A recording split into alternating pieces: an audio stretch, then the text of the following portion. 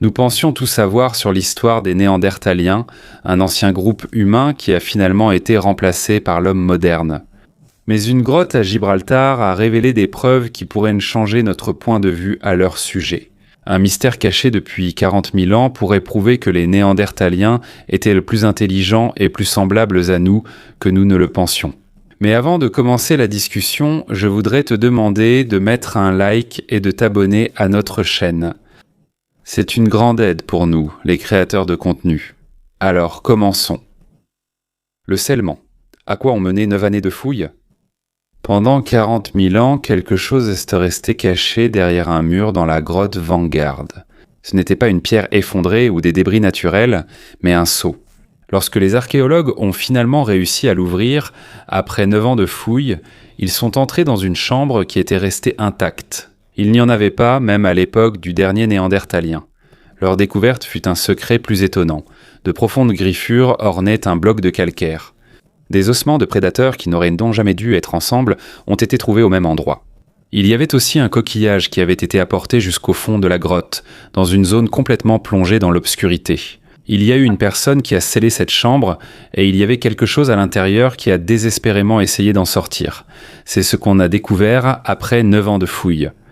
Pendant 9 ans, un groupe d'archéologues a travaillé dans la partie la plus profonde de la grotte Vanguard à Gibraltar.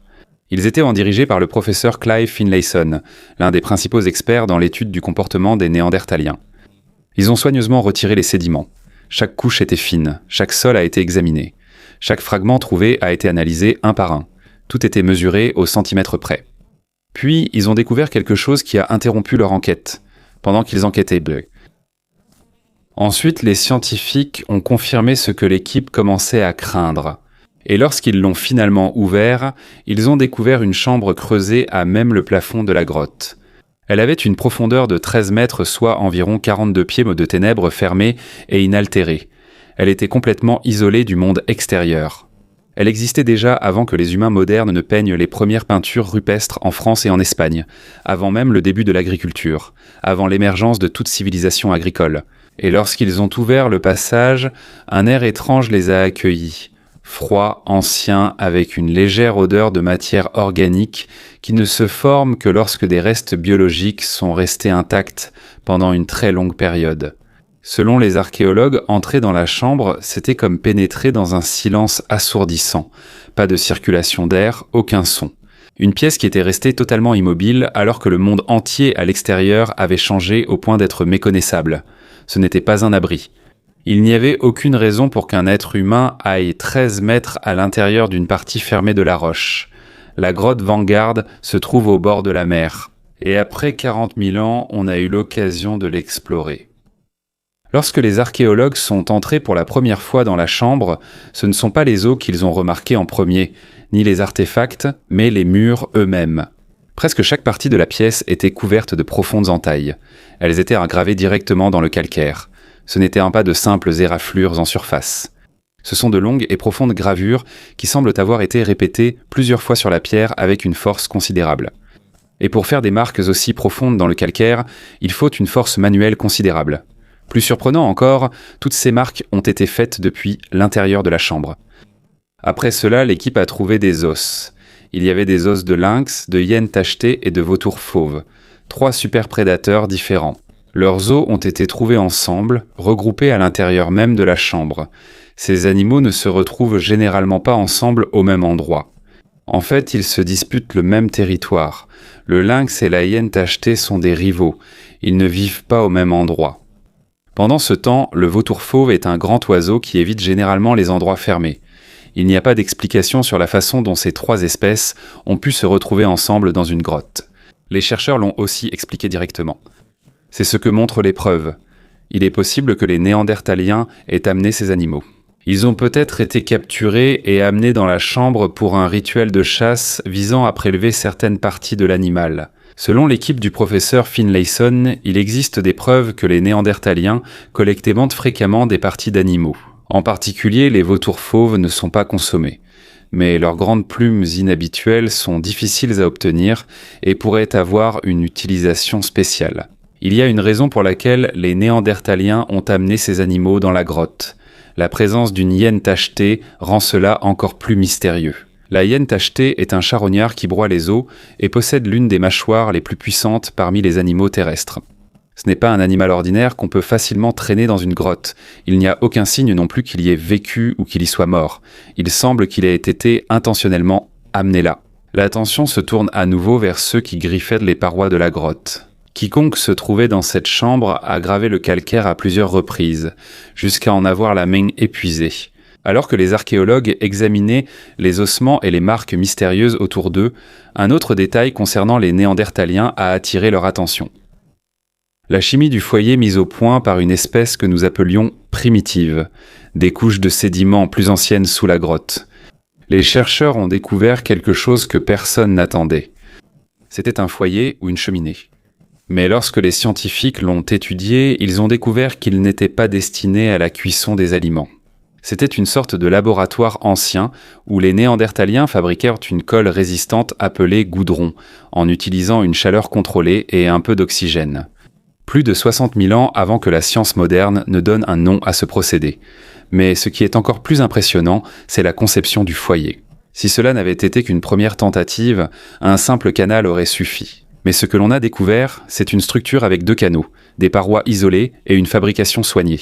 Quelqu'un a créé une version plus simple. Quelqu'un a remarqué que cela n'était pas efficace. Quelqu'un a compris pourquoi cela avait échoué. Et quelqu'un a conçu un meilleur substitut. Ce n'est pas de l'instinct. C'est un savoir transmis d'une génération à l'autre. Quelqu'un l'a enseigné. Quelqu'un a appris. Quelqu'un l'a amélioré. Cela s'est répété pendant des siècles.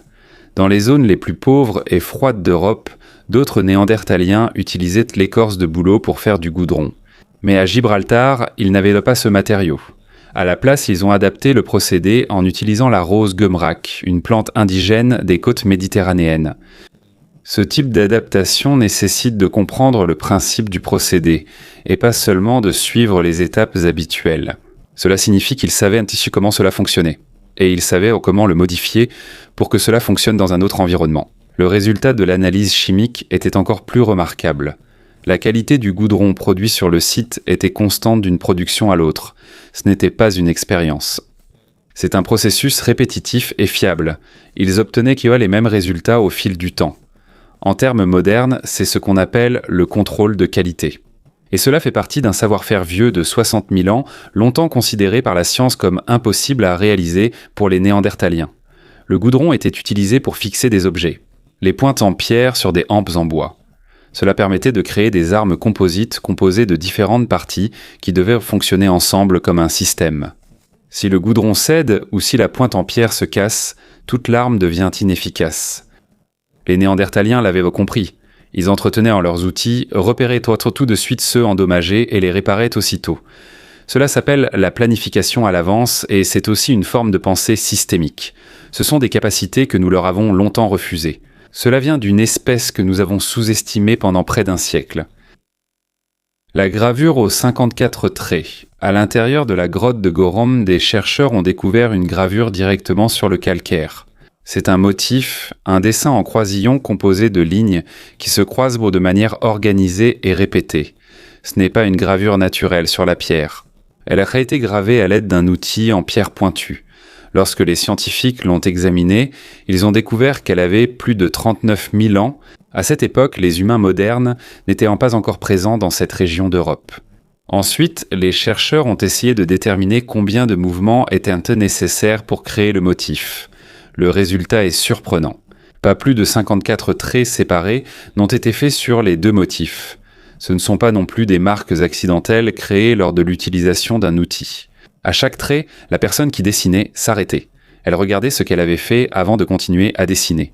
Et elle a fait cela 54 fois. Lorsque les chercheurs ont répété le processus, ils ont découvert autre chose. Ils ont réussi à déterminer l'ordre exact de chaque ligne. Les lignes principales ont été tracées en premier. Ensuite, les coins des lignes secondaires ont été ajoutés pour remplir les espaces. Ce détail est important.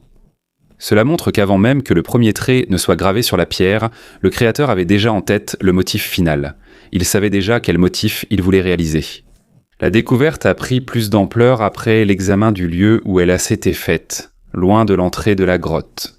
La gravure a été trouvée dans une partie de la grotte qui est presque inaccessible à la lumière du soleil. Cela signifie que la personne qui a réalisé les 54 traits a travaillé dans l'obscurité. Il n'y a que deux possibilités. Il se peut qu'il connaissait parfaitement le motif et qu'il l'ait réalisé uniquement grâce à sa mémoire et à son ressenti. Ou bien il a utilisé une lumière artificielle pendant qu'il gravait. Dans les deux cas, cela nécessite une planification minutieuse et une intention claire. Et cela ne correspond pas à la croyance concernant les capacités des Néandertaliens. Pendant des décennies, la création de symboles abstraits et de motifs signifiants a été vue comme l'une des principales différences entre les humains modernes et les autres espèces humaines. C'est l'une des raisons pour lesquelles on pense que notre niveau de pensée est plus élevé. Selon l'ancienne perspective, les Néandertaliens n'étaient pas capables d'accéder à la pensée symbolique. Mais voici le problème. La gravure dans la grotte de Gorham était déjà là avant même que les humains modernes n'arrivent dans cette région. Ceci a été fait par un Néandertalien dans l'obscurité et avec 54 coups, selon le professeur Finlayson, le chercheur qui a dirigé cette étude. Quant à la véritable signification de la gravure, sa réponse est simple. Il ne sait pas si c'est de l'art ou un simple gribouillage. Mais il est clair qu'il s'agit d'un dessin abstrait réalisé il y a plus de 39 000 ans, à une époque où il n'y avait pas encore d'humains modernes, près de Gibraltar, The Burials. Les grottes nous ont offert des chambres scellées, des outils complexes et des symboles gravés dans l'obscurité. Des preuves encore plus solides proviennent d'autres sites néandertaliens en Europe. Des preuves qui ne concernent pas la technologie ou l'art, mais la façon dont ils traitaient leurs morts. Ils n'abandonneront pas simplement leurs défunts. Ils ne les laissaient pas là où ils étaient tombés. Ils les enterraient et ils le faisaient avec soin. Dans la grotte de Shanidar, au nord de l'Irak, on a découvert les restes d'un néandertalien vieux d'environ 60 000 ans. Lorsque les scientifiques ont examiné le sol autour du corps, ils ont trouvé une forte concentration de pollen provenant de différentes espèces de plantes à fleurs. Des plantes qui ne poussent pas à l'intérieur de la grotte. Cela signifie que quelqu'un les a prises à l'extérieur et les a intentionnellement placées près du défunt. Si cette interprétation est correcte, il pourrait s'agir de la plus ancienne offrande funéraire connue dans l'histoire du monde. Mais il n'y a pas que les fleurs qui sont importantes. La position du corps l'est aussi. Le corps n'a pas seulement été posé au sol, il a été soigneusement arrangé. Genoux repliés sur la poitrine, bras ordonnés. Et il a été placé dans une tombe peu profonde, clairement creusée à cet effet. Quelqu'un a décidé de la manière dont le défunt serait conduit à sa sépulture. Quelqu'un a creusé, quelqu'un a arrangé le corps. À la Ferrasie, en France, plusieurs Néandertaliens ont été découverts enterrés ensemble. Il y avait des adultes, il y avait des enfants. Il y avait des tombes séparées dans le même endroit, comme si ceux qui ont enterré avaient essayé de garder une famille unie même après la mort. Dans d'autres endroits, on a également trouvé de l'ocre rouge placé directement sur les os des défunts. La disparition partout en Europe, un schéma récurrent apparaît dans le registre archéologique. Dans chaque région atteinte par les humains modernes, les traces de la présence des Néandertaliens disparaissent progressivement. Cela ne s'est pas produit une ou deux fois seulement. Cela s'est répété à plusieurs reprises dans différentes parties du continent. Chaque fois que les humains modernes arrivaient dans un nouvel endroit, c'est aussi là que s'arrête l'épreuve de l'occupation des Néandertaliens. En raison de la grande régularité de ce schéma, les scientifiques ont eu du mal à l'expliquer comme une simple coïncidence. Mais il y a un autre point très important. Non seulement les deux espèces humaines se sont rencontrées, mais elles ont aussi eu des interactions. Nous le savons parce que nous portons encore aujourd'hui leur héritage génétique. La plupart des personnes dont les ancêtres ne viennent pas d'Afrique subsaharienne possèdent environ 1 à 4% d'ADN néandertalien. Cela signifie que, à certains moments dans le passé, les Néandertaliens et les humains modernes n'étaient pas seulement des voisins. Ils ont eu des enfants et ce sont les traces de ces enfants qui perpétuent leur patrimoine génétique. Mais malgré cela, une seule espèce a continué en tant que population distincte. L'autre a complètement disparu. On a découvert certains restes de Néandertaliens datant de leur dernière période qui montrent des blessures causées par des armes tranchantes. Des blessures qui ne peuvent pas être expliquées comme résultant d'attaques d'animaux sauvages. Au contraire, ce sont des blessures qui pourraient avoir été causées par des affrontements avec d'autres humains. Cela ne prouve pas qu'il y ait eu une guerre généralisée entre les deux espèces, mais cela montre qu'il y a eu des moments de confrontation violente. Et pendant que cela se produisait, une autre crise était en train de détruire lentement leur monde. À l'époque des Néandertaliens à Gibraltar, il y avait encore de vastes plaines devant les grottes. Plus de 4 kilomètres de terre sèche s'étendaient au-delà du littoral actuel. Il y avait des forêts, des prairies et des animaux qu'ils chassaient entre. C'était la base de leur mode de vie pendant des milliers d'années. Mais à la fin de la dernière période glaciaire, le niveau de la mer a commencé à monter. Les anciens terrains de chasse ont peu à peu été submergés. L'espace dans lequel ils pouvaient se déplacer diminuait. Chaque génération voyait l'eau s'approcher de plus en plus, jusqu'à ce qu'il n'y ait plus nulle part où aller. D'un côté, il y avait la population croissante des humains modernes, de l'autre la montée du niveau de la mer. 2 crises sont arrivées en même temps. Et les Néandertaliens étaient devant les gens qui fabriquaient du goudron. Ils créaient fois des symboles. Ils enterrèrent leurs morts avec des rituels. Et ils apportaient des coquillages au fond des grottes. Ils ont été progressivement forcés de se replier jusqu'à la dernière région habitable d'Europe, jusqu'à ce qu'il ne reste plus rien. Ce qui a vraiment disparu, ce n'est pas seulement leur population, mais aussi leur culture, leurs histoires, leurs rituels, leurs croyances, leurs symboles, le savoir qu'ils ont transmis pendant des centaines de milliers d'années. Tout cela a disparu en un instant, si l'on compare à la longue histoire du monde. Pendant 40 000 ans, la chambre de la grotte Vanguard est restée fermée et silencieuse, pendant que le climat changeait, pendant que les civilisations émergeaient, pendant que des empires étaient bâtis et s'effondraient, pendant que l'homme transformait la face de la planète. Elle est restée cachée dans l'obscurité, et lorsque la grotte a finalement été ouverte, ce qu'on y a trouvé n'était pas de l'or, ni des richesses, mais un message venu d'un autre, d'un monde disparu depuis longtemps. Un témoignage de personnes qui n'avaient aucune idée qu'elles étaient la dernière génération de leur espèce. Et c'est peut-être là la leçon la plus profonde de la grotte Vanguard. Les personnes qui ont scellé cette chambre, qui ont apporté des coquillages dans les profondeurs de la grotte, qui ont gravé des symboles sur la pierre et qui ont déposé des fleurs auprès de leurs défunts. Ce n'était là pas simplement une version inférieure de l'homme moderne, ils étaient une autre branche de l'humanité, avec leurs propres connaissances, avec leur propre culture. Ils avaient leur propre façon de comprendre le monde, et à mesure que les archéologues creusent de plus profondément sous la grotte, il est possible que nous découvrions encore plus de choses, des fragments d'une histoire presque complètement effacée par le temps, mais qui continue de réapparaître hors de l'obscurité.